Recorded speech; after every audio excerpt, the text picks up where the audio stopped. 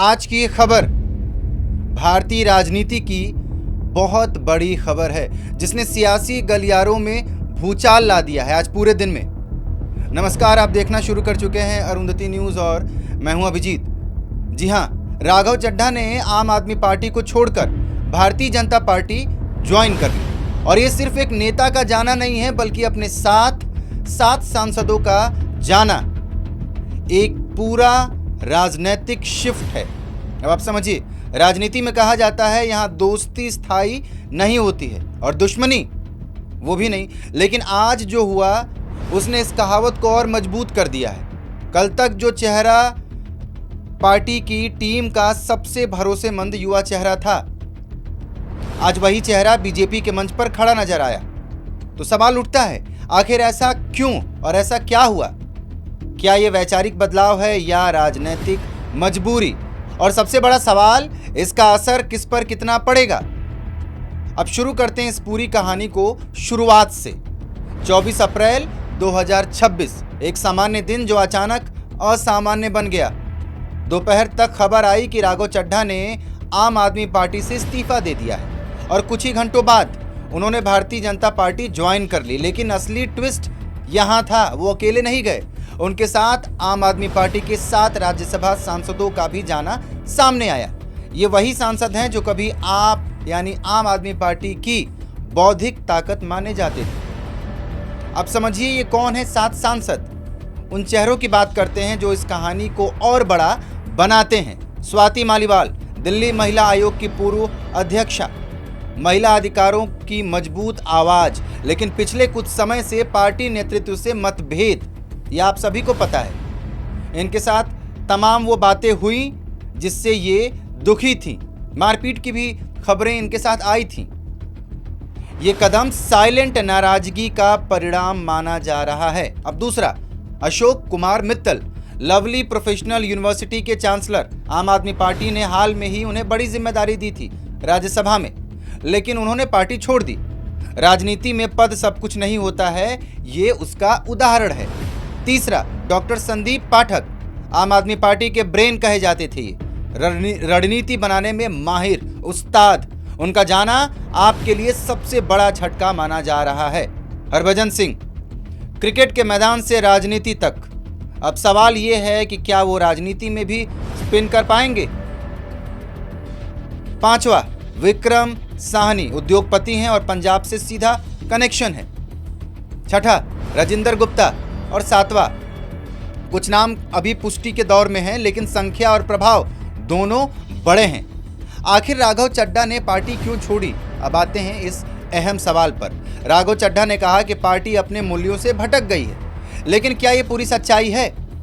अब इसके कारण क्या है? नंबर 1, आंतरिक कलह।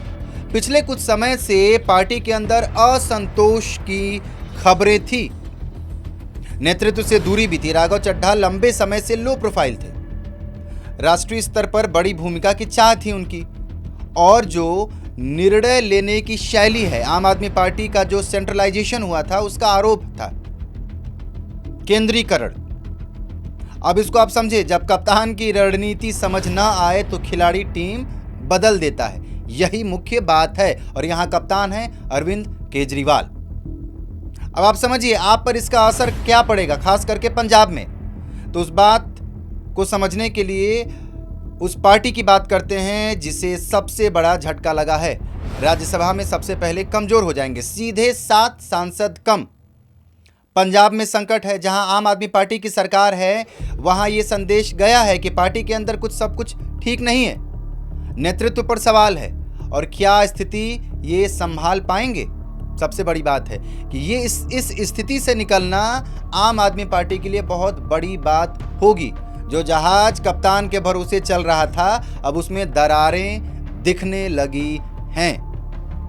अब इससे बीजेपी को क्या फायदा होगा? तो उस पार्टी की बात करते हैं जिसने उस पूरे खेल में फायदा उठाया है। संजय सिंह ने प्रेस कॉन्फ्रेंस करके इसे ऑपरेशन लोटस कहा।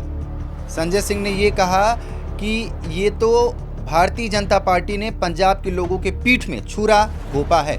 अब इससे फायदा क्या होगा बीजेपी को? राज्यसभा में मजबूती होगी, संख्या बढ़ेगी, पंजाब में एंट्री होगी जहां पहले पकड़ कमजोर थी।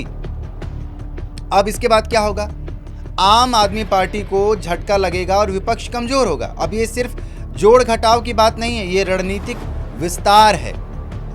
ऑपरेशन लोटस क्या है? अब आप समझिए इसे। आपके नेता ये बात कह रहे हैं, ऑपरेशन लोटस, खास करके संजय सिंह। आरोप यह है कि बीजेपी विपक्षी नेताओं को तोड़ रही है, दबाव और प्रलोभन की राजनीति है। और भारतीय जनता पार्टी का सीधा जवाब है कि यह वैचारिक बदलाव है। अब सच्चाई क्या है? राजनीति में हर चाल के दो नाम होते हैं, एक विपक्ष देता है और एक सत्ता। राघव चड्ढा का भविष्य अब सबसे बड़ा सवाल है। क्या उनका कद बढ़ेगा?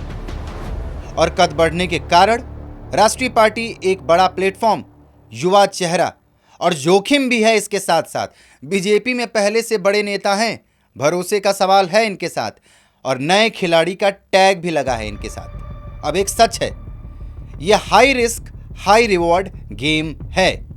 अगर इस पूरी कहानी को फिल्म बनाई जाए तो आम आदमी पार्टी हमारे लोग गए, भारतीय जनता पार्टी हमारे लोग आए, और जनता क्या कह रही है कि हमें क्या मिला। और राघव चड्ढा कल तक पोस्टर बॉय थे और आज न्यू लॉन्च प्रोडक्ट। तो इस पूरी कहानी से जो निकल कर आता है वो ये है कि ये सिर्फ दल बदल नहीं है, ये एक राजनीतिक पुनर्संतुलन है, रीअलाइनमेंट, फिर से संतुलन करने की रणनीति है। बीजेपी अपना पक्ष मजबूत करने की कोशिश कर रही है, खास करके राज्यसभा में, और अब हो भी जाएगा कुछ हद तक। आम आदमी पार्टी के लिए ये सबसे बड़ा झटका है। बीजेपी के लिए क्या है? एक तरह से रणनीतिक जीत है, और पंजाब के लिए नई सियासत की शुरुआत। और सबसे बड़ी बात, राघव चड्ढा के लिए क्या है? ये एक ऐसा मोड़ है जहां से या तो करियर उड़ान भरेगा या फिर गिरावट भी तेज होगी।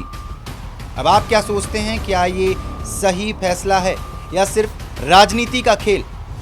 कमेंट बॉक्स में ज़रूर बताइए, और ये वीडियो पसंद आए तो लाइक करें और शेयर ज़रूर करें, और चैनल को सब्सक्राइब करना ना भूलें। मिलते हैं अगली बड़ी खबर के साथ। आपका बहुत बहुत धन्यवाद।